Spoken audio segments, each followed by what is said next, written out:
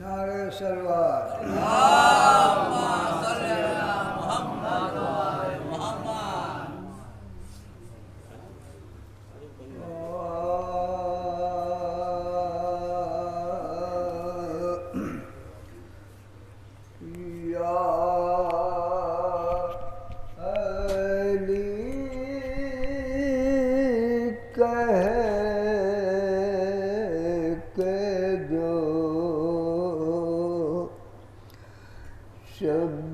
شبیر نے نیزہ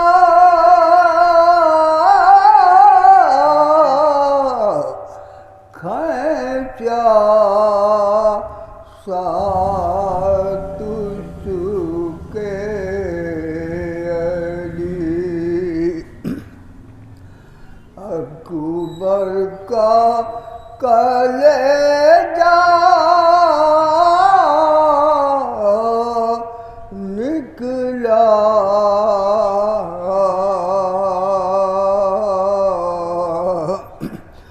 اپنے زانوں پہ رکھا شاہ نے سر بیٹے کا پھر جوان لال کو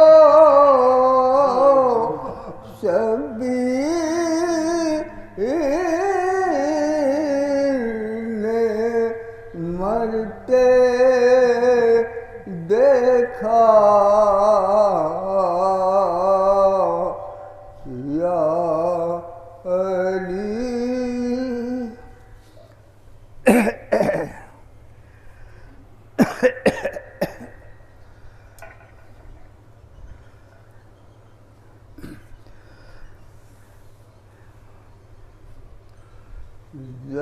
زینب چلی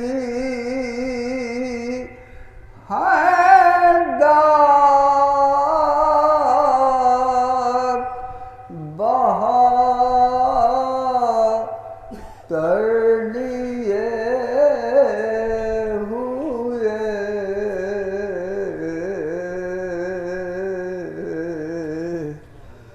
تشنا لبی یہ آل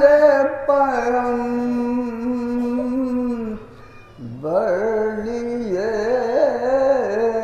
ہوئے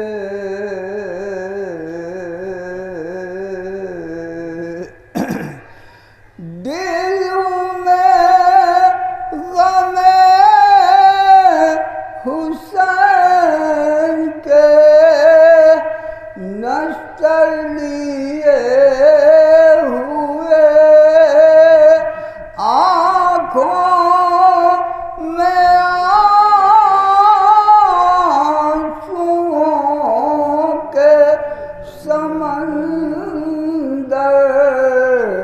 لیے ہوئے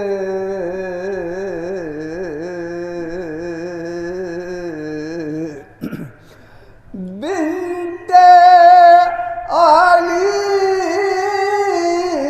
کے غم کی اثر انتہا نہیں ایسا ہے کون غم کی جو اس کو ملا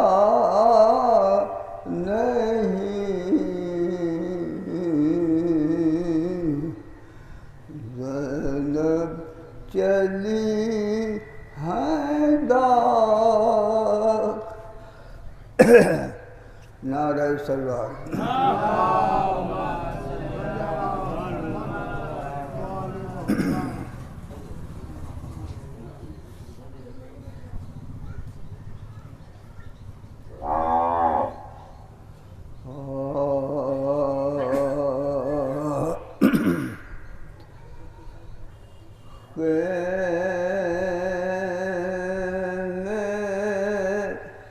سے جب حسین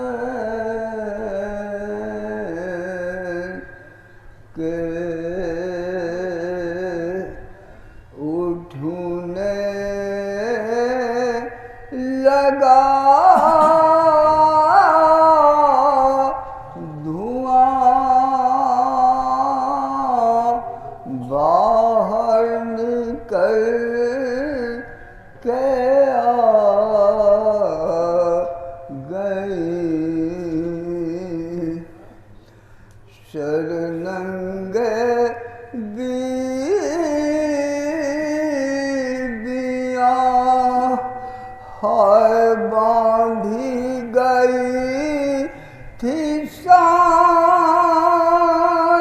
میں ہر ایک کے ریشما عابد کو بھی بنایا نہیں نون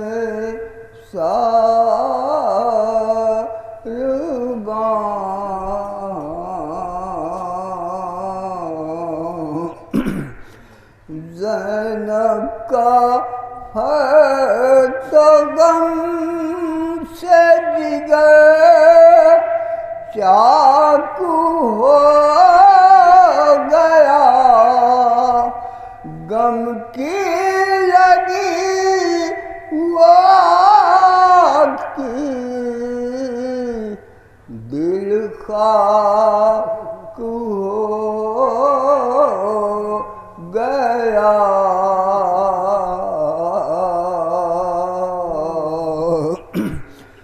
بس روک دے یہیں پہ تو اپنا قلم سے سن سن کے غم حسین کا پھٹنے لگا جگر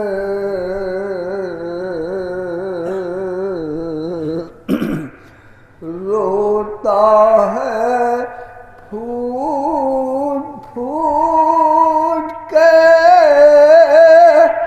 ہر ایک دل بشر ہاتھوں کو تو اٹھا کے خدا سے دعا یہ کر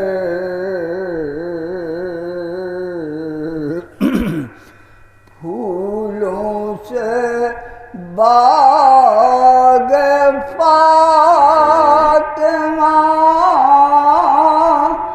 ہر دم بھرا رہے دور خزاں بھی آئے تو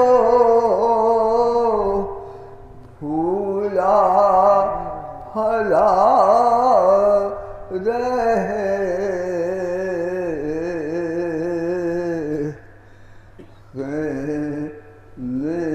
سے جب حسین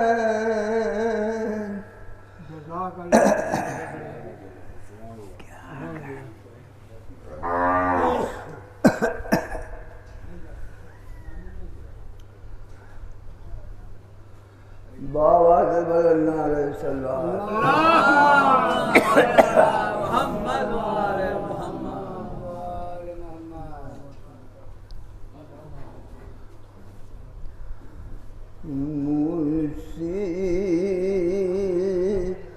مصیبت میں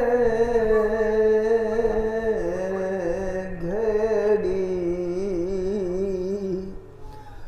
ایسی نہیں تقدیر دیکھی ہے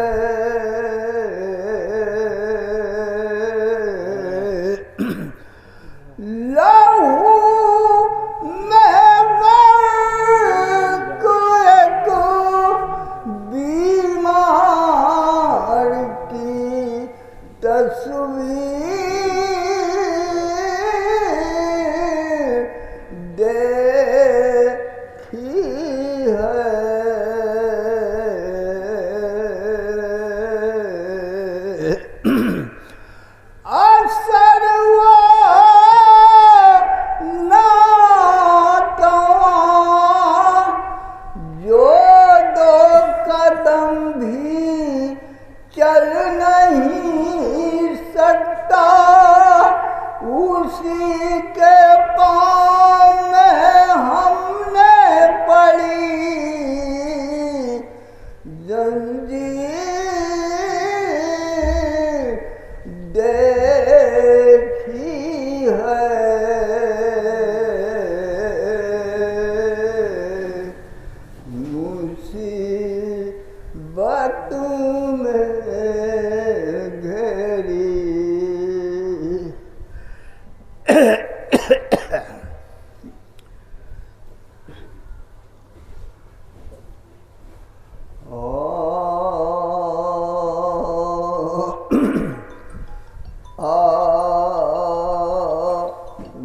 بد کی جب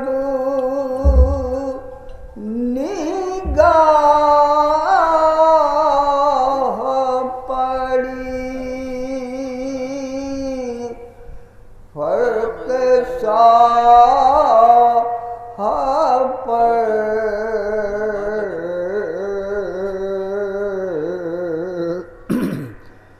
کہنے لگے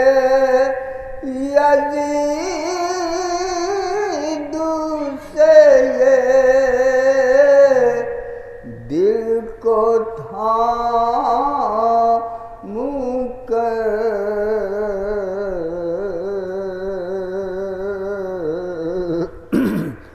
نیزے پہ کیوں چڑھایا ہے بابا کا میرے سر تیرے ستم کے تیر نے توڑا میرا جگر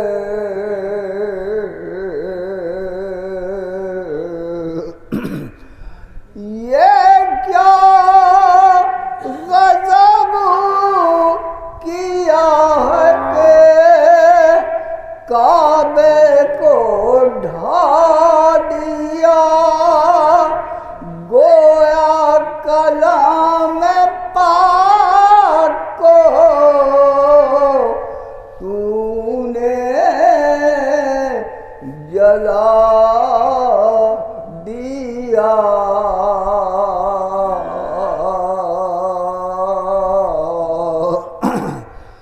سن کر وہ کانپنے لگا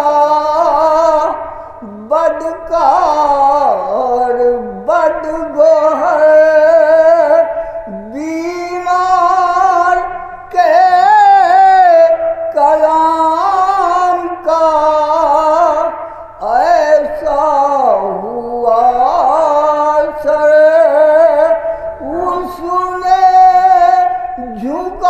جھکایا خوف سے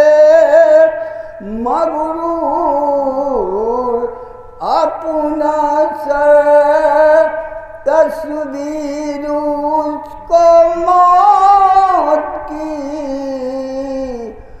آنے لگی نظر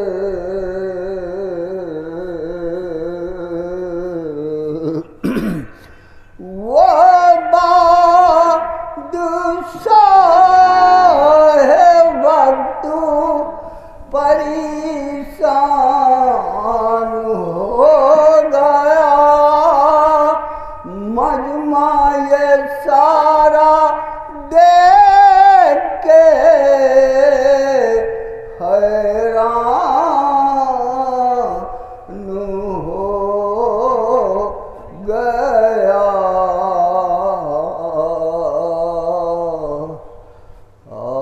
عابد کی جب نگاہ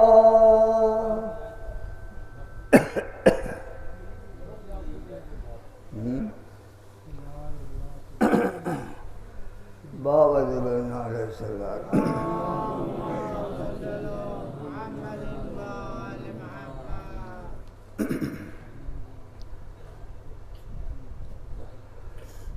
سب کی نظروں میں دل حیدر ہے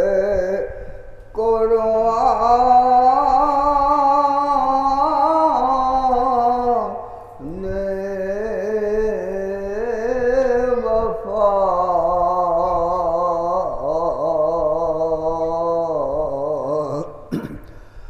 بھر دیا جی بھر کے جس نے زیب و دان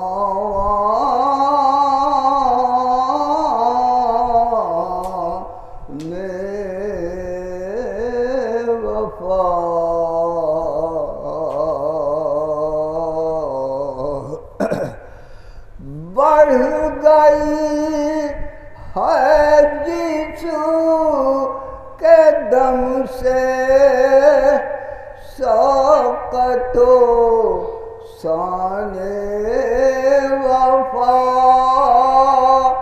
ہے اکیلا دو جہاں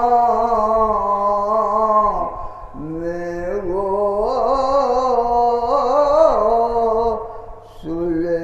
سلیمان وفا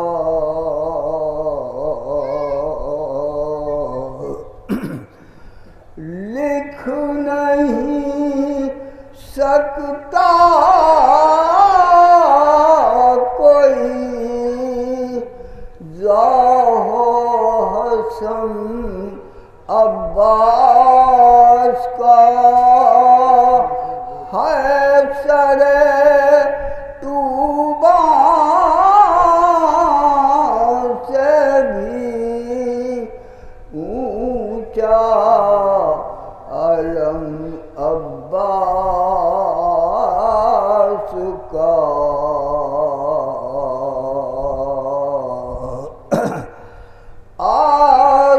آسمان والے اسے کہتے ہیں سلطان وفا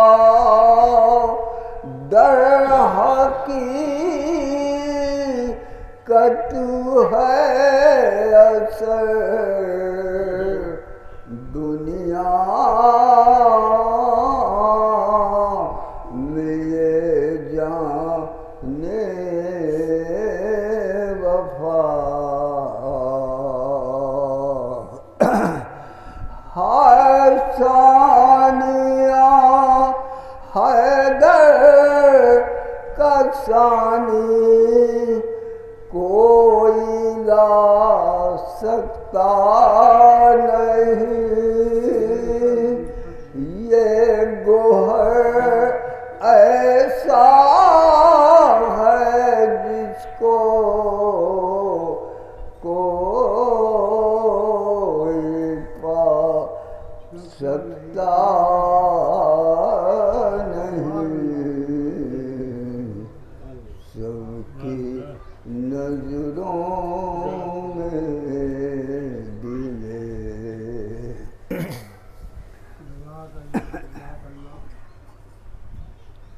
نعرہ سلوات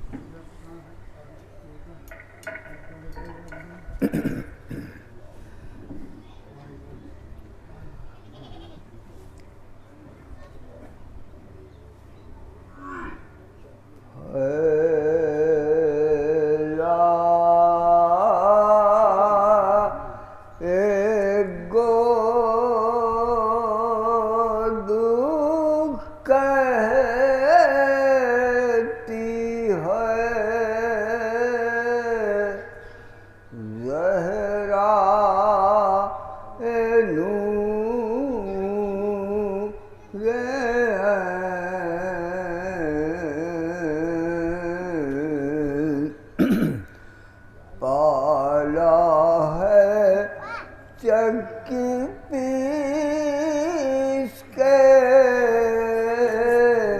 میں نے تجھے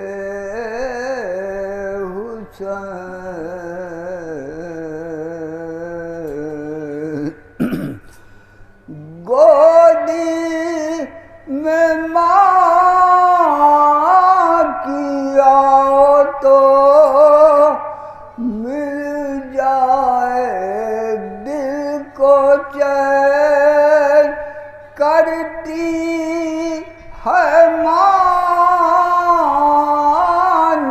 سے میں مرکز سے آ کے بین طفلی کا وعدہ تیرا وفا آج ہو گیا ایک دو پہر میں گھر میرا تارا جو ہو گیا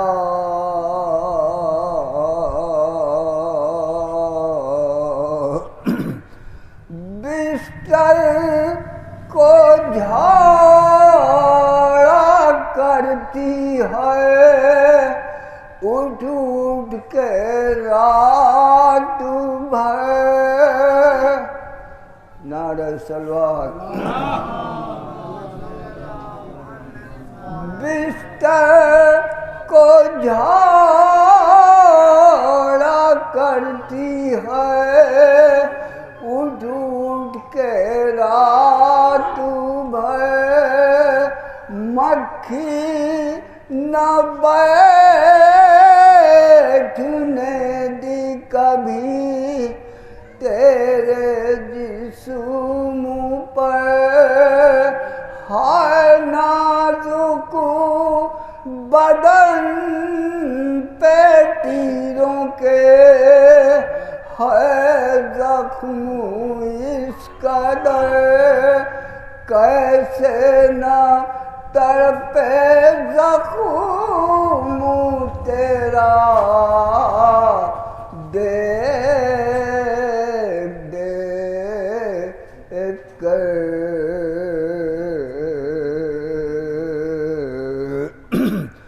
یہ کہے کہ تھام لیتی ہے ماں خنجر جفا کیا ہے بتا دے سمرو میرے لال کی خطا غم کا اثر یہ چھا گیا ہر جی حیات میں آندھی سیاہ چلنے لگی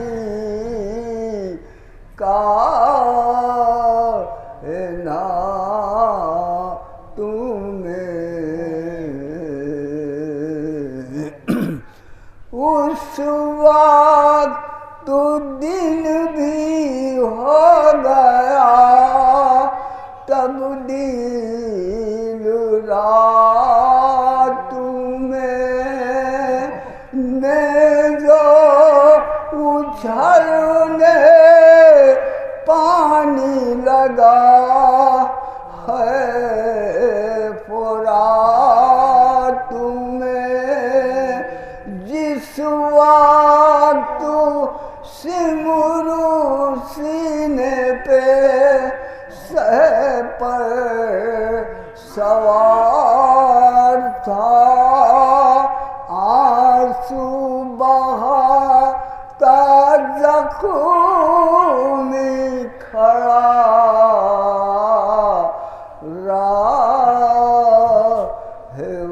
راہوار تھا پالا ہے چکی پیش فاتحہ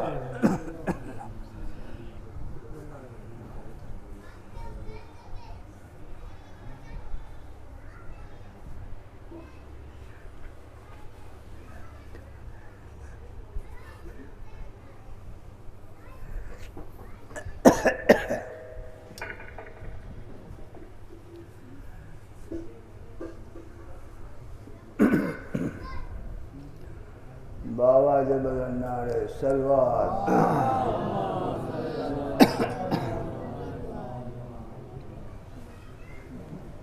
جب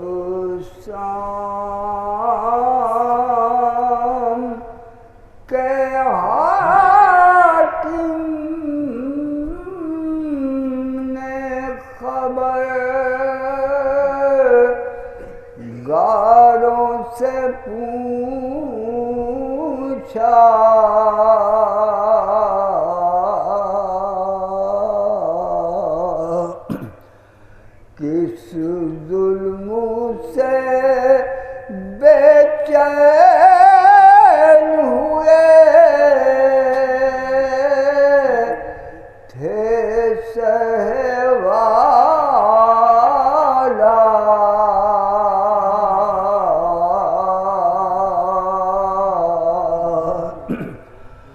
ہائے دنیا میں تو ایسا نہیں صابر کہیں دیکھا اکبر سے جوان لال کو مرتے ہوئے دیکھا اور شکر کا سجدہ انہیں کرتے ہوئے دیکھا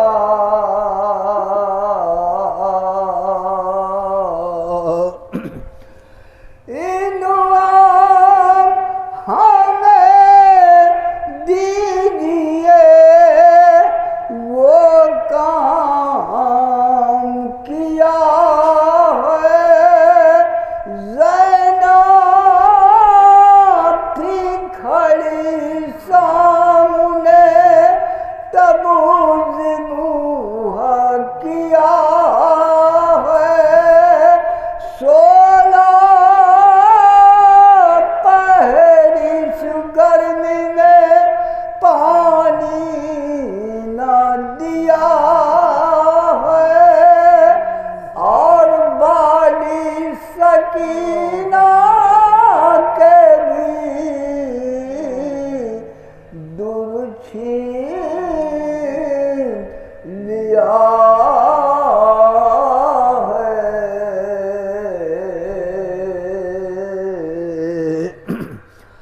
ہم سے جو لڑے قتل کے میدان میں پڑے ہیں اور باقی رسن بستا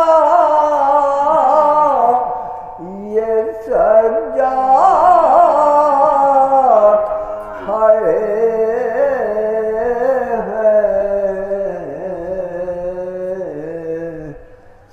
جب شام کے حاکم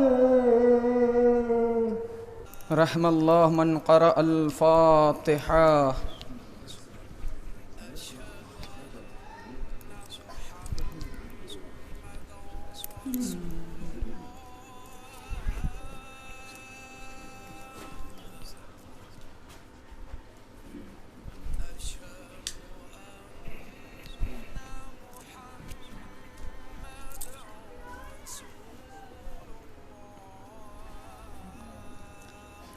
لا حول ولا قوة إلا بالله العلي العظيم.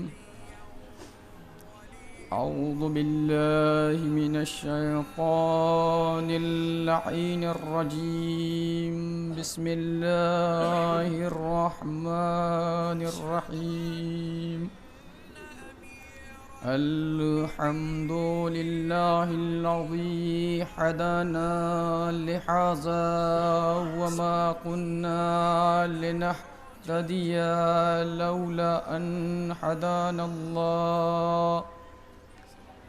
لقد جاءت رسل ربنا بالحق ثم الصلاة والسلام والتحية والإكرام والشريعة والإحكام على النبي الأمي المكي القرشي الهاشمي مولانا ومولى الثقلين جد الحسنين مولانا أبي القاسم محمد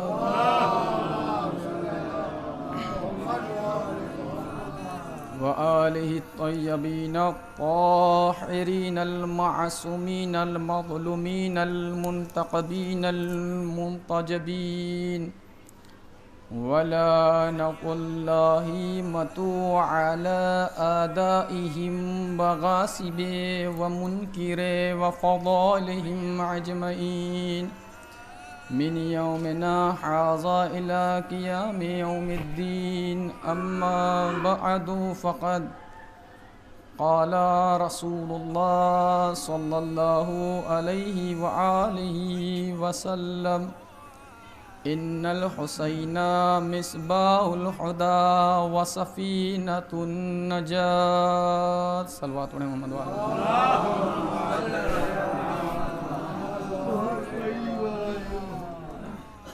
قبل اس کے کہ اپنی گفتگو کا آغاز کروں، آپ حضرات سے گزارش ہے کہ ایک مرتبہ سورہ حمد اور 3 مرتبہ سورہ اخلاص کی تلاوت فرما کر مرحومہ مستری بیگم بنت افتخار احمد بشیر حسن ابن اقبال حسین کی روح کو ایصال کر دیں. اللہم صلی اللہ.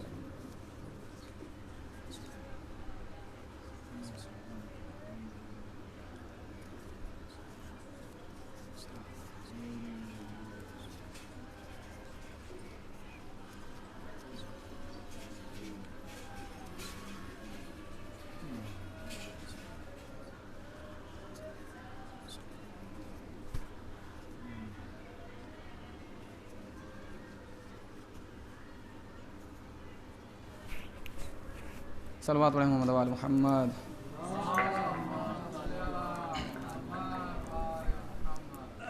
عزیزان محترم، بزرگان ملت، معزز سامعین اکرام، چونکہ یہ وقت نماز بھی ہے اور قبولیت وقت دعا بھی ہے. عزیزو، روایت میں چند مقامات پہ دعا کی قبولیت کا وقت بیان کیا گیا اور یہ وقت بہترین اور سب سے اچھا مناسب وقت ہے اپنی دعا کو مستجاب کرانے کا. کیونکہ آپ 2 عظمت سے قریب ہیں. ایک تو فرش حسین پہ بیٹھے ہیں، دوسرا دعا کی قبولیت کا وقت یعنی اول زوال کا وقت بھی داخل ہے. تو یہ 2 مناسبت ہیں جو آپ کی دعا قبول کروا سکتی ہیں. اور چونکہ ایام چل رہے ہیں ماہ محرم کے، انشاءاللہ اسی کے حوالے سے کچھ بیان کروں گا اور مرحومہ کے ایصال ثواب کی مجلس بھی، اور اگر وقت رہا تو ماں کے حوالے سے بھی 2-4 جملے بیان کر دوں گا. عزیزوں، ہم نے اور آپ نے 1 محرم سے لے کر کے اب تک مجلس سید الشہداء کیا، مجلس حسین کیا. عزیزوں، آپ ہر سال امام حسین کا غم مناتے ہیں، امام حسین کا فرش بچھاتے ہیں، امام حسین پہ گریہ جاری کرتے ہیں. اور یہ یاد رکھیں کہ یہ امام حسین کا غم کسی ایک فرد، ایک فرقے سے منسوب نہیں ہے، کسی ایک قوم سے منسوب نہیں ہے، بلکہ امام حسین کا جو حقیقی چاہنے والا، جو حقیقی ماننے والا ہو گیا، یا یوں کہوں کہ جس کے دل میں حسین کی محبت آ گئی، وہ حسین کی طرف آ گیا، وہ حسینی ہو گیا، حسین کی طرف آ گیا. اور یقین جانے جو حقیقی معنوں میں حسینی ہو گیا، حسین کی طرف آ گیا، تو امام حسین بھی اسے اپنا کہتے ہوئے نظر آئیں گے. عزیزو، کیونکہ امام حسین کا مقصد، امام حسین کے ہدف کو ہمیں دیکھنا ہے. امام حسین کربلا میں آئے ہیں تو مقصد کے تحت آئے ہیں. امام حسین آئے ہیں تو ایک ہدف کے تحت آئے تھے. امام حسین نے اگر کربلا میں قیام کیا ہے، اگر امام حسین کربلا کی زمین پہ آئے ہیں، اکیلے نہیں بلکہ اپنے چاہنے والے، اپنے بھتیجے، بھانجے، بیٹے، بہن، تمام عز و اقارب کے ساتھ کربلا کے میدان میں آئے ہیں، تو ایسے نہیں آئے امام حسین. امام حسین نے کربلا کے میدان میں آ کے ایک مقصد اور ہدف بیان کیا ہے. امام حسین نے ہدف کو پہچانوایا ہے کہ مقصد کو میرے پہچانو، میرے ہدف کو پہچانو عزادارو. یہ عزاداری، یہ ماتمداری، یاد رکھیں کہ یہ عزاداری ہم سے نہیں ہے، یہ ماتمداری ہم سے نہیں ہے، یہ گریہ ہم سے نہیں ہے، بلکہ عزاداری ہے تو ہم ہیں، ماتمداری ہے تو ہم ہیں. اگر عزاداری نہ ہوتی تو ہمارا وجود نہ ہوتا، اگر عزاداری نہ ہوتی تو ہم شاید فنا ہو جاتے. عزیزو، ہم جتنا بھی شکر حسین کریں کہ حسین نے کربلا میں آ کر کے، کربلا میں اپنی جان کو نچھاور کر کے، اپنے بیٹے، بھانجے، بھتیجوں کی جان کو نچھاور کر کے اللہ کی راہ میں یہ ثابت کر دیا. دنیا والوں کبھی بھی یاد رکھنا، تمہارے اوپر کتنی بھی آفت آن پڑے، ہمیشہ حق کے ساتھ رہنا، حق کا ساتھ دیتے رہنا. کیوں؟ اس لیے کہ امام حسین نے کربلا میں جہاں ساری چیز بتائی وہاں ایک حقانیت بھی بیان کی ہے. امام نے حقانیت بھی بیان کی ہے، حق کو پہچانوایا ہے. اسی لیے اگر امام حسین کربلا میں آئے ہیں تو عزیزوں حق کو بتانے کے لیے آئے ہیں، حق کو پہچانوانے کے لیے آئے ہیں. عزیزوں، اسی لیے امام حسین نے کہا کہ دیکھو کبھی بھی کتنی مصیبت آن پڑے، اگر ہمیشہ حق کے ساتھ رہو گے تو ہمیشہ حق کے ساتھ رہو گے تو یاد رکھنا ہمیشہ تمہاری کامیابی ہوتی رہے گی. صلوات پہ محمد وآل محمد.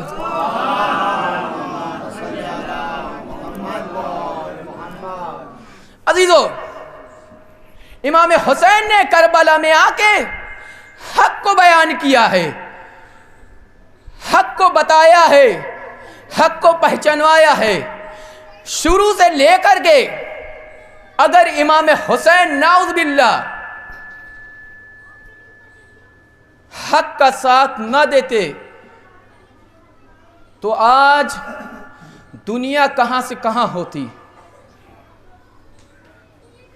امام حسین نے اپنے سر کو کٹانا بہتر سمجھا، لیکن باطل کے سامنے اپنے سر کو جھکانا بہتر نہ سمجھا. کیوں؟ کیونکہ ہمارے یہاں سنی بھائی بیٹھے ہیں، خوب جانتے، تاریخ سے واقف ہے. عزیزوں، ابھی میں نے شروع میں کہا کہ عزاداری کسی ایک فرقے، کسی ایک فرد سے نہیں ہے. عزاداری ہر اس فرد، اس فرقے، اس قوم کے لیے ہے جو حسینی قوم، جو حسینی والا ہو جائے، جو حسینی قوم، جو حسینی والا ہو جائے. عزیزو، امام حسین نے شروع سے لے کر کے جب دربار میں امام حسین کو طلب کیا گیا تو یہ کس کے لیے؟ امام حسین کو بیعت کے لیے طلب کیا گیا کہ حسین کو بلاؤ، بیعت کر لی جائے، بیعت حسین سے لے لی جائے. یقین جانے کہ امام حسین نے جب ایک بلانے والا آیا بلانے تو امام حسین نے اس سے کہا جاؤ ہم کل آئیں گے. اس سے کہا جاؤ ہم کل آئیں گے. دن گزرا،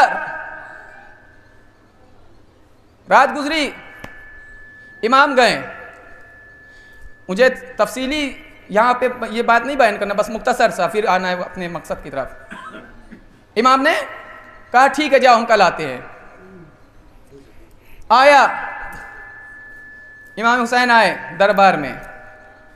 اور عزیز و تاریخ کہتی امام حسین جب دربار میں آئے ہیں تو اکیلے اور تنہا نہیں آئے، بلکہ امام حسین اپنے ساتھ بنی ہاشم کو لے کر کے دربار تک آئیں، دربار کے اندر نہیں لے کے گئے. ابھی امام حسین نے جب بنی ہاشم کو اپنے ساتھ لیا، دربار کے قریب پہنچے اور اپنے سارے چاہنے والوں سے بنی ہاشم سے کہا تم لوگ یہی ٹھہرو، میں اندر جا رہا ہوں، دیکھوں کیا ماجرا، آخر کیا بات ہے. امام اندر گئے. اندر جانے کے بعد وہی سوال بیعت کا کہ تم میری بیعت کرو، تم میرے بیعت قبول کر لو، میرے ہاتھ پہ بیعت کر لو. کہنے والے نے لاکھ کہا لیکن یہ حسین ہے، عام انسان نہیں ہے، یہ اللہ والے ہے. ایک مرتبہ امام حسین کہتے ہیں تم کچھ بھی کر لو، ہم تمہاری ہرگز بیعت کرنے والے نہیں ہیں. اس لیے کہ امام حسین کو معلوم ہے کہ جس کی بیعت کی جائے گی وہ حق پہ نہیں ہے، وہ باطل پرست ہے، وہ حق پہ نہیں ہے، وہ باطل پرست ہے. اور لہٰذا یہ حسین کیسے گوارا کر لے کہ ایک باطل پرست کی بیعت کو قبول کر لے، باطل پرست کی بیعت کر لے. امام حسین نے انکار کر کے یہ بتا دیا کہ دیکھو اگر حق کے ساتھ رہو گے، حق کا ساتھ دیتے رہو گے، ہمیشہ تمہاری کامیابی اور کامرانی ہوتی رہے گی. وہ الگ بات ہے کہ تم ظاہراً مار دیے جاؤ تو لیکن تم اللہ کی نگاہ میں زندہ و جاوید رہو گے. عزیزو طلب کیا، امام حسین نے منع کیا تو ایک کہنے والا کہتا ہے کہ اگر حسین آج چلے گئے نا تو پھر یہ ہاتھ آنے والے نہیں ہیں، یا تو ان سے بیعت لے لی جائے یا تو ان کے سر کو قلم کر دیا جائے. تاریخ کہتی ہے جیسے ہی کہنے والے نے کہا ویسے ہی ایک مرتبہ امام حسین غیظ میں آ کے بولے کیا تم نے مجھے اکیلا سمجھا ہے، کیا تم نے مجھے تنہا سمجھا ہے.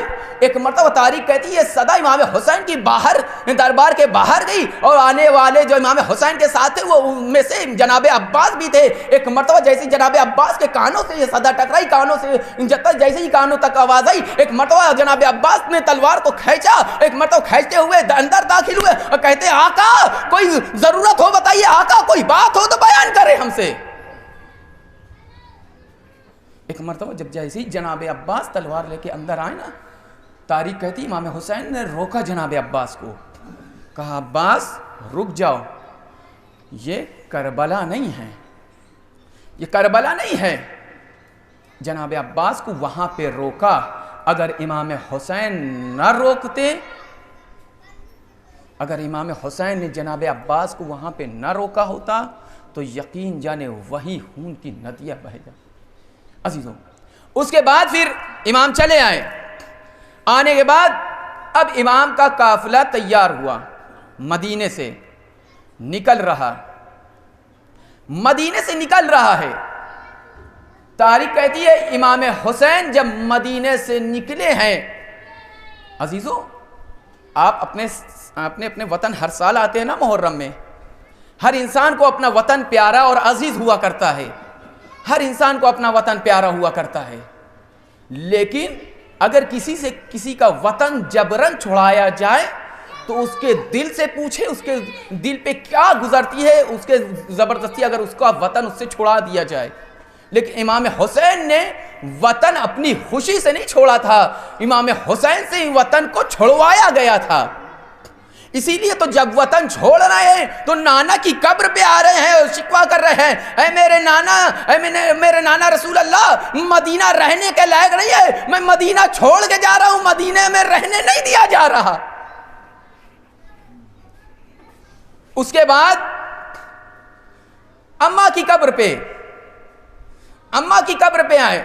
آنے کے بعد گریہ وزاری، اماں سے رخصت ہونے کے بعد اب قافلہ چلتا ہے، قافلہ چلتا چلا جاتا ہے. امام حسین پوری راستہ مدینے سے لے کے کربلا تک اپنے ہدف اور اپنے مقصد کو بیان کرتے گئے، اپنے ہدف اور اپنے مقصد کو بیان کرتے گئے.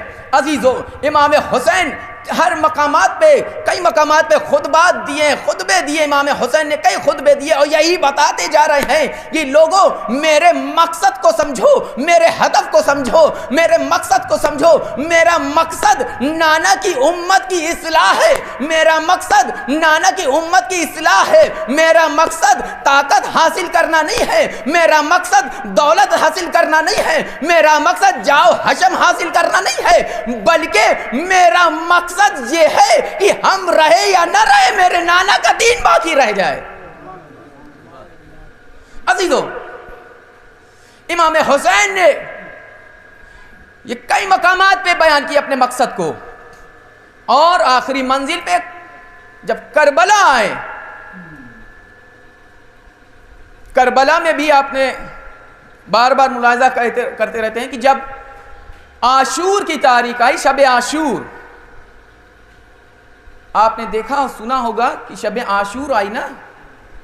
اچھا، امام حسین کے ساتھ مدینے سے کئی لوگ چلے تھے، لیکن جس کے دل میں حقیقی حسین محبت تھی وہ آخری منزل تک آئے. حسین کے آخری منزل تک آئے، اپنے سر کو کٹایا، جان کو قربان کیا امام حسین کی راہ میں. لیکن جو امام حسین کے مقصد کو نہیں پہچان رہے تھے، امام حسین کے ہدف کو نہیں پہچان رہے تھے، وہ صرف یہ سمجھ رہے تھے کہ حسین کے ساتھ چلے جائیں گے، طاقت حاصل ہو جائے گی، دولت حاصل ہو جائے گی، جاؤ حشم حاصل ہو جائے گا.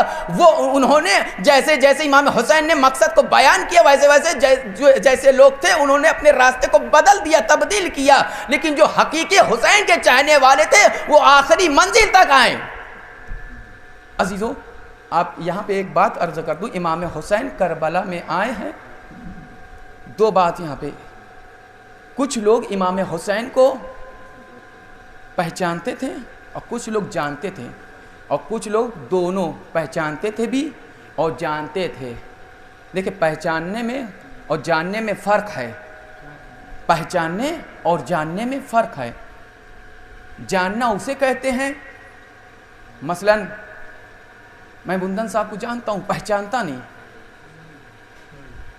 جانتا ہوں، پہچانتا نہیں. یہ ہوا جاننا.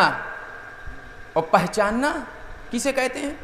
میں ان کی ہر طرح کی حقانیت سے واقف ہوں، اسے کہتے ہیں پہچاننا. تو بعض لوگ امام حسین کو پہچانتے تھے اور بعض لوگ جانتے تھے، لیکن جنہوں نے امام حسین کو جانا اور پہچانا، ایک بات یاد رکھے، اسی لیے بار بار یہ کر رہا ہوں، کربلا میں جو قتل کر رہے تھے امام حسین کے چاہنے والوں کو، جس نے قتل کیا تھا وہ پہچانتا تھا، جانتا تھا، پہچانتا نہیں تھا. اگر امام حسین کو پہچانتا ہوتا تو قتل نہ کرتا. اسی لیے جنہوں نے حسین کے چاہنے والوں کو قتل کیا، حسین کو قتل کیا، شہید کیا، انہوں نے صرف ان کو جانا تھا، پہچانا نہ تھا. لیکن جنہوں نے حسین کو جانا اور پہچانا تھا وہ اپنی گردن پہ تلوار رکھتے ہوئے یہ کہتے ہوئے نظر آ رہے ہیں، مولا آپ کے اوپر ایک بار کا قربان ہونا کیسا، اگر آپ کی راہ میں ہمیں 70 مرتبہ بھی قربان کیا جائے تو بھی اپنے قدم کو پیچھے نہیں ہٹانے والے. یہ ہے جاننا اور پہچاننا. عزیزو، کربلا میں امام حسین اپنے چاہنے والوں کے ساتھ آئے اور آخری منزل تک کوشش باطل کی یہی رہی کہ امام حسین بیعت کر لے. لیکن یقین جانے، جو حقیقی معنوں میں محب اللہ کا چاہنے والا ہوتا ہے نا، اپنے سر کو، ابھی جیسے میں نے کہا کہ سر کو کٹانا منظور کرے گا لیکن سر کو باطل کے سامنے جھکانا منظور نہیں کرے گا. عزیزو، تو امام حسین کربلا میں اپنے چاہنے والوں کے ساتھ، اپنے اعزا و اقارب کے ساتھ آئے. آپ نے یہ اندازہ کیا، کربلا صرف امام حسین تک ان کے مقصد یا ان کا ہدف باقی نہیں رہا. اگر امام حسین کا سر کٹ گیا، امام حسین شہید ہو گئے، ان کے چاہنے والے شہید ہو گئے، تو آج آپ تزکیہ کر لیجئے، تاریخ اٹھا کے دیکھ لیجئے کہ جو حق پہ تھے ان کا تذکرہ آج بھی ہے، آئندہ ہوتا بھی رہے گا، اور جو باطل پہ تھے ان کا تذکرہ اسی وقت ختم اور فنا ہو چکا تھا۔ عزیزوں،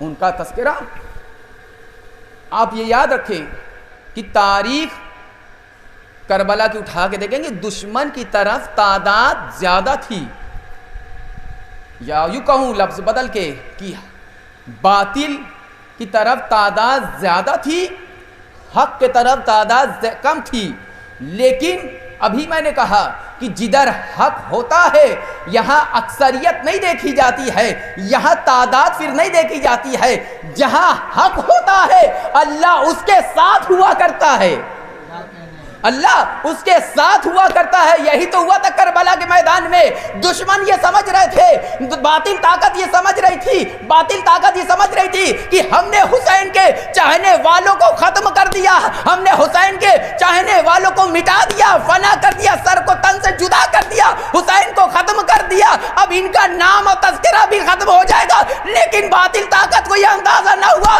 تم نے ظاہراً تو امام حسین اور ان کے چاہنے والوں کو تو ختم کر دیا، لیکن ایک بات یاد رکھنا، یہ آج بھی زندہ ہے اور تا قیامت بھی زندہ رہیں گے، اور ایک بات اور یاد رکھنا، ان کا ذکر آج بھی ہوگا اور آئندہ بھی ہوتا رہے گا۔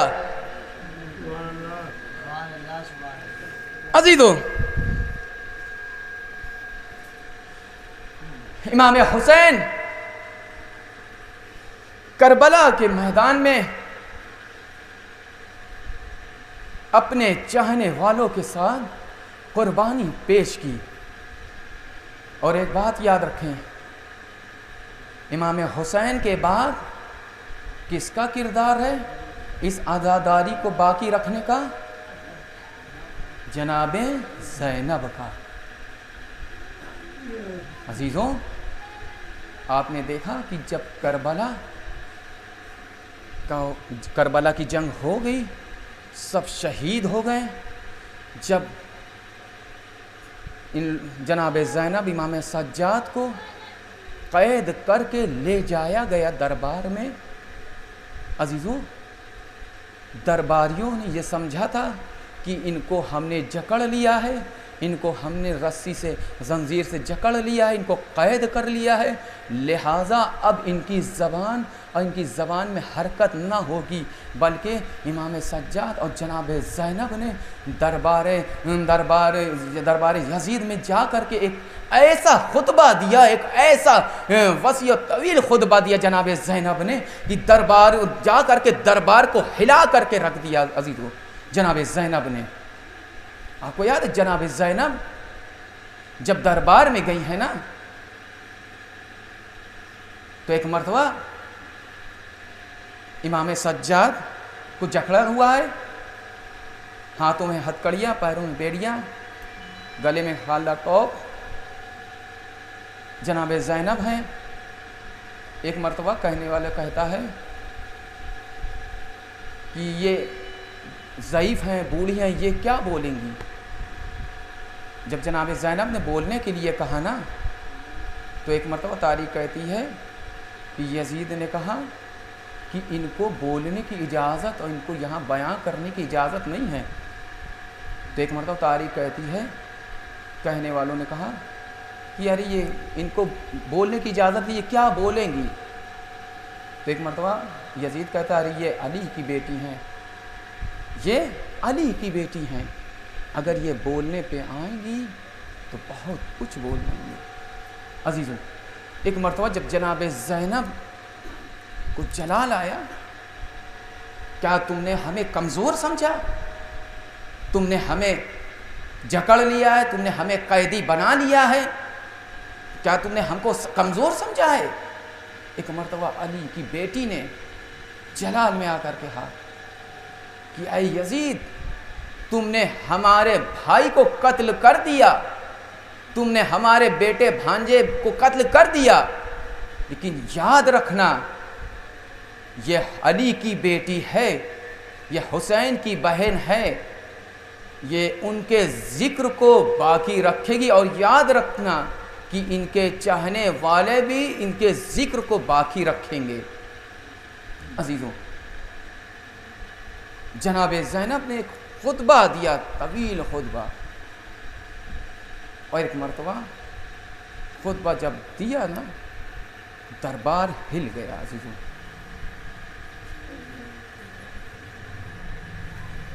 آپ دیکھیں، امام حسین اگر کربلا میں نہ آتے تو ہمیں انسانیت کا اندازہ نہ ہوتا، ہمیں نیکی کرنے کا اندازہ نہ ہوتا۔ اس لیے امام حسین نے کربلا کے میدان میں آ کر کے ہمیں درس دیا ہے، سبق دیا ہے، کس چیز کا؟ انسانیت کا۔ امام حسین نے کربلا میں آ کے بتایا کہ انسانیت ہے کیا۔ عزیز، چونکہ ایک ماں کی اصال ثواب کی مجلس ہے، بس ایک دو واقعہ اور ختم ماں کے حوالے سے۔ عزیزوں، آج اگر غم حسین نہ ہوتا تو شاید ہم اس غم کو برداشت نہ کر سکتے تھے۔ آج غم حسین نہ ہوتا تو ہم اس غم کو برداشت نہیں کر سکتے تھے۔ عزیزوں، ماں کا جانا واقعاً بہت درد ہوتا ہے دل میں۔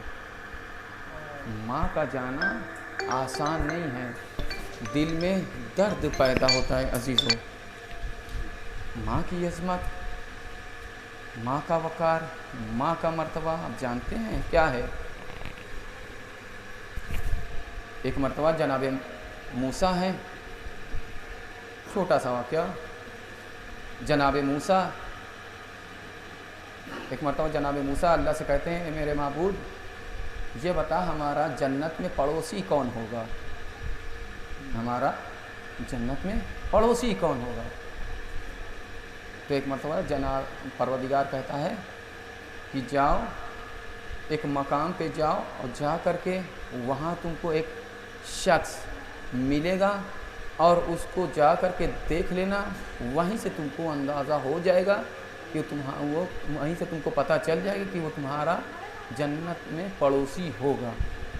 ایک مرتبہ تاریخ کہتی جناب موسیٰ گئے، جانے کے بعد دیکھتے ہیں کہ ایک شخص ہے، اور وہ اپنی ماں کو ایک چلے میں ایک جو ہوتا ہے اس میں ٹانگے اوپر رکھے ہوئے، اوپر ٹانگ دیا، اپنی ماں کو ایک اس میں رکھ کے اوپر ٹانگ دیا۔ جناب موسیٰ گئے، کیا دیکھتے ہیں؟ اس نے اپنی ماں کو اوپر سے اتارا، اتارنے کے بعد ماں کو اس میں سے نکالا، نکالنے کے بعد ماں کا ہاتھ دھلایا، منہ دھلایا، کھانا کھلایا، کھلانے کے بعد ایک مرتبہ پھر سے اوپر ٹانگ دیا۔ اب یہ ماجرا جناب موسیٰ دیکھ رہے ہیں، جناب موسیٰ یہ ماجرا دیکھ رہے ہیں، اور دیکھنے کے بعد جناب موسیٰ کہتے ہیں، اے بھائی ذرا یہ بتاؤ، یہ جو تم نے کیا ہے، اپنی ماں کو تم نے اوپر سے اتارا، اتارنے کے بعد ہاتھ دھلایا، منہ دھلایا، کھانا کھلایا، ساری چیز کرنے کے بعد تم نے ٹانگ دیا، تم نے غور کیا کہ جب تم یہ ساری چیز کر رہے تھے تو تمہاری ماں کے لبھائے مبارک حرکت کر رہے تھے؟ تو اس نے کہا ہاں میں نے دیکھا، یہ تو روز کا کام ہے، یہ روز کا کام ہے۔ تو ایک مرتبہ جناب موسیٰ کہتے ہیں یہ بتاؤ یہ کیا مطلب لبھائے مبارک ماں کے کیوں ہل رہے تھے؟ کہا مجھے نہیں معلوم، بس دیکھتا ہوں روز ماں ہلاتی لبھائے مبارک کو اپنے۔ کہا تم نے نہیں جانا؟ کہا نہیں۔ کہا یہ تمہاری ماں کے لبھائے مبارک ہل رہے تھے، اس سے تم کو اندازہ نہیں ہوا، لیکن میں سمجھ گیا کہ تمہاری ماں اس حالت میں ہونے کے باوجود بھی تمہارے لیے دعا کرنا تمہاری ماں نے نہ چھوڑا، تمہاری ماں نے تمہارے لیے تمہارے حق میں دعا کرنا نہ چھوڑا۔ عزیزوں، اس سے پتہ چلا کہ ایک جناب ماں کی عظمت کیا ہے کہ ماں کتنی بھی بوڑھی کتنی بھی لاغر ہو جائے، ماں ہمیشہ اپنے بیٹے کے حق میں دعا کیا کرتی ہے عزیزوں، ماں اپنے بیٹے کے حق میں ہمیشہ دعا کرتی ہوئی نظر آتی ہے عزیزوں۔ ماں کا مرتبہ بہت، ماں کا مقام بہت زیادہ ہے۔ اتنا ہی نہیں بلکہ ایک شخص رسول اسلام کی خدمت میں آیا، واقعہ آپ لوگ کا سنا ہوگا، آنے کے بعد عرض کرتا ہے یا رسول اللہ میری ماں دنیا سے چلی گئی،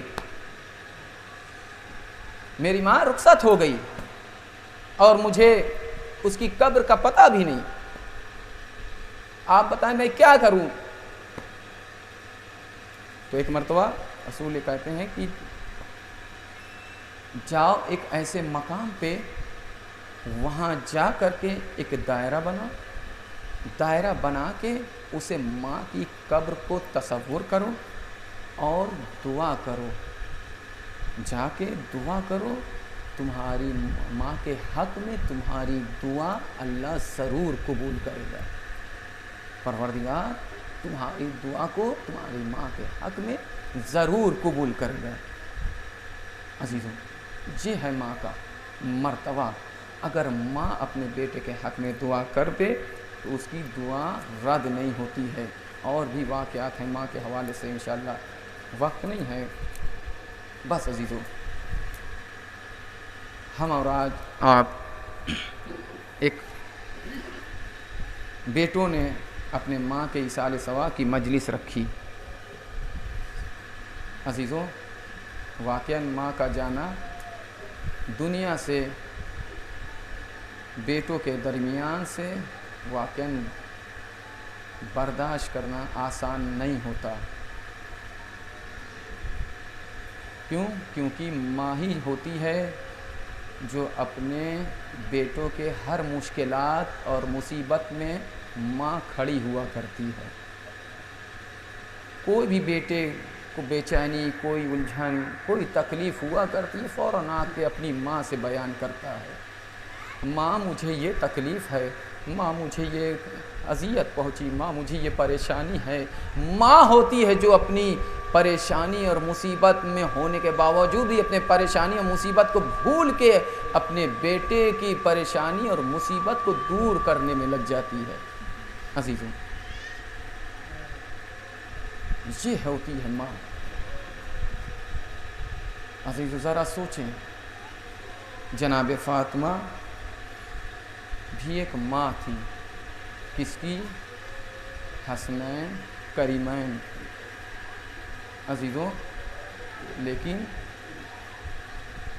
جناب فاطمہ تو زہرا سے زیادہ تو کسی کے ماں پہ تو ظلم نہ ہوا ہوگا نا، آپ کو پتہ ہے جناب فاطمہ الزہرا کی شہادت 2 تاریخ ملتی ہیں، 95 دن اور ایک 75 دن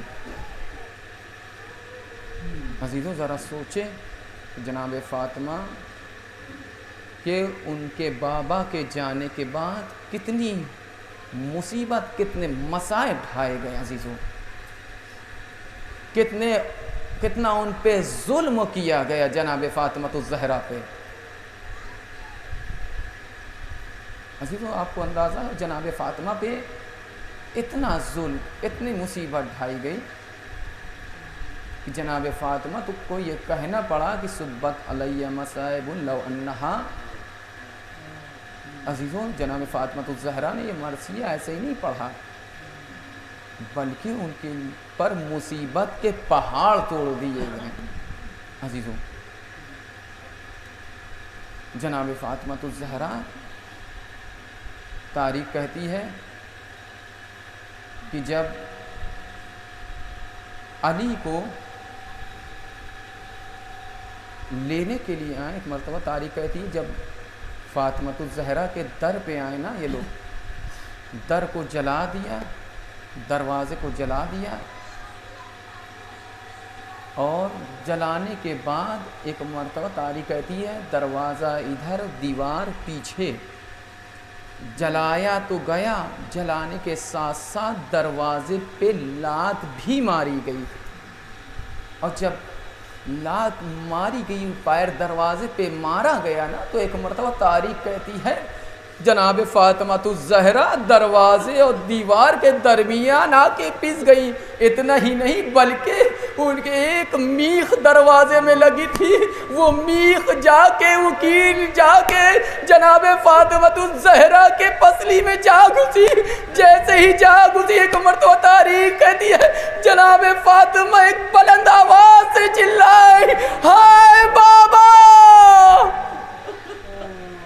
ہاں عزیز و تاریخ کہتی ہے جناب فاطمہ الزہرا پہ ظالمین نے جلتا ہوا دروازہ گرایا، گرانے کے بعد اتنا ظلم کیا، جب دروازہ جلتا ہوا گرا دیا گیا، جناب فاطمہ نیچے، دروازہ جلتا ہوا اوپر، ظالم اوپر سے دروازے کے اوپر سے گزرا۔ ایک مرتبہ تاریخ کہتی ہے جیسے ہی جناب فاطمہ الزہرا دروازے اور دیوار کے درمیان آئی، ویسے ہی جناب محسن کی شہادت واقع ہوئی۔ ہاں عزیزو، تاریخ کہتی ہے کہ ایک مرتبہ کہ یہ ظالم آئے، کہتے ہیں علی کو باہر نکالو۔ ایک مرتبہ سارے تفصیلات کو چھوڑتے ہوئے عزیزو تاریخ کہتی ہے جناب فاطمہ کے دروں کو جلا دیا گیا۔ علی کو جب لے جانے لگے تو ایک مرتبہ علی کو یہ لوگ رسن گلے میں باندھ کے کھینچ کے لے جا رہے۔ ایک مرتبہ تاریخ کہتی جناب فاطمہ نے علی کے ابا کو ہاتھوں سے پکڑا اور وہ اپنے طرف کھینچ رہی ہے، میرے سرکار کو نہ لے جاؤ، میں ایسے نہیں جانے دوں گی۔ ایک مرتبہ تاریخ کہتی ہے ظالم نے ایک ایسا وار کیا ہاتھ پہ، دو تاریخ ملتی ہے، ایک ظالم نے ایک ایسا حملہ کیا ایک شے سے کہ جناب فاطمہ کے ہاتھ میں ایک ایسا لگا، جناب فاطمہ کے ہاتھوں سے ابا کا دامن چھوٹا۔ عزیزو دوسری تاریخ کہتی ہے جب جناب فاطمہ نے ابا کے دامن کو پکڑا تو ایک ظالم نے جناب فاطمہ سے کے ہاتھ پہ تلوار سے وار کیا۔ جیسے ہی تلوار سے وار کیا، جناب فاطمہ تڑپ گئی۔ فضہ کو بلایا، اسماء کو بلایا، اے فضہ اسماء مجھے سہارا دو۔ ہاں عزیزو فضہ آئی، اسماء آئی، آنے کے بعد جناب فاطمہ کو اٹھایا۔ اٹھانے کے بعد عزیزو ایک مرتبہ تاریخ کہتی ہے جناب فاطمہ ہے اپنے بیت میں تشریف فرما ہے، ایک مرتبہ اپنے درد کو بھولی ہے، ایک مرتبہ اپنے درد کو بھولی ہے۔ تاریخ کہتی ہے جب جناب فاطمہ الزہرا کا شہادت کا وقت قریب آیا، ایک مرتبہ جناب فاطمہ کہتی ہیں فضہ دیکھو میں اپنے حجرے میں جا رہی ہوں، دیکھو میں اپنے حجرے میں جا رہی ہوں، جب تک تسبیح و تحلیل کی آوازیں آتی رہیں تو سمجھنا کہ فاطمہ ہے زندہ، اور جب آوازیں آنا بند ہو جائیں سمجھ لینے کی آواز جناب فاطمہ اس دنیا سے رخصت ہو گئی۔ عزیز و تاریخ کہتی ہے جناب فاطمہ اپنے حجرے میں گئی، سارے مصائب کو چھوڑتے ہوئے جناب فاطمہ اپنے حجرے میں گئی۔ جانے کے بعد تسبیح و تحلیل کی صدا بلند ہے، تسبیح و تحلیل کی آواز بلند ہے۔ ایک مرتبہ کچھ لمحے کے بعد آواز آنا بند ہوئی۔ جیسے ہی آواز آنا بند ہوئی جناب اسماء فوراً حجرے کی طرف دوڑی۔ کیا دیکھتی ہے؟ فاطمہ ہے جو اس دنیا کو چھوڑ کے اپنے بابا رسول سے جا ملی۔ ہاں عزیزو تاریخ کہتی ہے جناب فاطمہ اس دنیا سے رخصت ہو گئی۔ ایک مرتبہ تاریخ کہتی جب جناب فاطمہ دنیا پہ تھی نا وصیت کی تھی دیکھو جب میرے بچے آ جائیں میرے مرنے کی بعد میں خبر دینا، میرے جانے کی بعد میں خبر دینا، پہلے ان کے ہاتھ کو دھلا دینا، ان کے منہ کو دھلا دینا، ان کو کھانا کھلا دینا، اس لیے وہ میرے بچے ہیں، میرے بغیر کھانا نہیں کھاتے۔ عزیز تاریخ کہتی ہے جیسے ہی گئی جناب فاطمہ دنیا سے گئی، کچھ لمحے کے بعد 2 بچے ننھے ننھے قدموں سے گھر میں داخل ہوئے۔ عزیزو آپ نے دیکھا ہوگا چھوٹے چھوٹے بچے جب کئی باہر سے آتے ہیں وہ کسی کے بارے میں سوال نہیں کرتے بلکہ اپنی ماں کے بارے میں سوال کرتے ہیں، ان کی نظر اپنی ماں کی طرف ہوا کرتی ہے، میری ماں کہاں ہے، میری ماں دکھ جائے۔ عزیزو ایک مرتبہ حسنین گھر میں داخل ہوئے، داخل ہونے کے بعد سوال کرتے اسماء ہماری اماں فاطمہ کہاں ہے؟ ہاں عزیزو تاریخ کہتی ہے ایک مرتبہ اسماء کہتی آؤ بچوں آؤ میں تمہارا ہاتھ دھلا دوں، میں تمہیں کھانا کھلا دوں، آؤ آؤ میں تم لوگ کو کھانا کھلا دوں۔ ایک مرتبہ کہتے ہیں بچے کیا آپ نے بغیر اماں کے کھاتے ہوئے دیکھا ہے؟ اے اسماء پہلے بتاؤ میری ماں کہاں ہے؟ ایک مرتبہ تاریخ کہتی ہے اسماء نے حجرے کی طرف اشارہ کیا، جیسے ہی حجرے کی طرف اشارہ کیا ننھے ننھے بچے دوڑتے ہوئے حجرے میں پہنچے، کیا دیکھتے ہیں ماں ہے جو دنیا سے رخصت ہو چکی، گریہ زاری کرتے ہیں۔ ایک مرتبہ کہتے اے اماں آپ ہمیں چھوڑ کے چلی گئی، نانا چلے گئے، آپ بھی چلی گئی اماں، ہم یتیم ہو گئے۔ ہاں عزیزو ایک مرتبہ علی تک خبر پہنچی، بس مصائب کو چھوڑتے ہوئے 2 جملے ختم کر دیا، علی تک خبر پہنچی، علی آئے۔ ایک مرتبہ وصیت کے مطابق علی نے غسل دیا، کفن دیا، ساری چیز انجام دی۔ اب جنازہ اٹھتا ہے عزیزو، جنازہ اٹھا۔ ایک مرتبہ تاریخ کہتی ہے جیسے ہی جنازہ اٹھنے والا تھا نا، ایک مرتبہ دستور یہ ہوتا ہے جنازہ جب گھر سے نکلا کرتا ہے تو آخری دیدار کے لیے بچوں کو بلایا جاتا ہے، آخری دیدار کے لیے بچوں کو یاد کیا جاتا ہے، بچوں اپنی ماں کا دیدار کر لو۔ عزیزو تاریخ کہتی ہے جناب فاطمہ الزہرا کا جب جنازہ اٹھنے والا تھا ایک مرتبہ علی نے بلایا آؤ بچوں دیدار کرو اپنی ماں کا، زینب آؤ دیدار کر لو، کلثوم آؤ دیدار کر لو، حسن آؤ دیدار کرو۔ ایک مرتبہ تاریخ کہتی ہے ایک بچہ ایک گوشے میں سسکیاں لے لے کے رو رہا۔ ایک مرتبہ تاریخ کہتی ہے اے بیٹا حسین، علی کہتے میرے لال حسین کیا تم اپنی ماں کو رخصت نہ کرو گے؟ ایک مرتبہ تاریخ کہتی ہے حسین کہتے اے بابا جب تک اماں نہ بلائیں تب تک یہ لال نہ جائے گا۔ ہاں عزیزو تب بس ختم ہو گئی مجلس۔ ایک مرتبہ تاریخ کہتی ہے جیسے ہی امام حسین کا یہ صدا بلند کرنا تھا ویسے ہی 2 ہاتھ نمودار ہوئے، آ میرے لال، میرے بچے آ، میری آگوش میں آ جا۔ ایک مرتبہ جیسے ہی ہاتھ نمودار ہوئے حسین دوڑ کے اپنی اماں کے پاس پہنچے، اماں سے گریہ ازاری، اماں سے لپٹ کے گریہ ازاری کر رہے ہیں۔ آواز اے علی حسین کو جدا کر لو ورنہ قیامت آ جائے گی، اے علی حسین کو جدا کر لو۔